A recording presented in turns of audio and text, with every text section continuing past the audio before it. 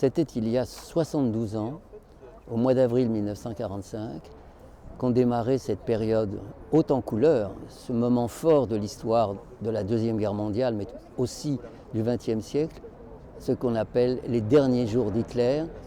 Et c'est le livre de Hugh Trevor Roper que je vous présente aujourd'hui en compagnie de mes amis des éditions Talendier.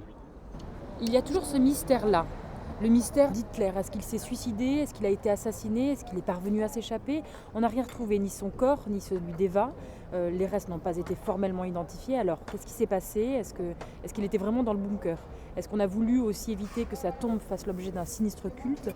C'est bien la crainte qu'ont eu tous les observateurs politiques, tous les gouvernements. C'est la raison pour laquelle d'aucuns prétendent que ce sont les soviétiques qui auraient enlevé les corps de façon à ce que, encore une fois, il n'y ait pas la possibilité de faire une tombe à Hitler sur laquelle auraient sans doute défilé des quantités et des quantités de nazis et de nazillons.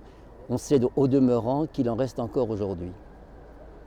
Alors, selon vous, Jean-Claude, qu'est-ce que le livre apporte de plus? Ce que le livre apporte de plus, c'est-à-dire au-delà du mystère de la mort d'Hitler, c'est le tableau, la fresque que Trevor Roper nous dépeint de ce qui s'est passé dans ce bunker pendant la deuxième quinzaine d'avril.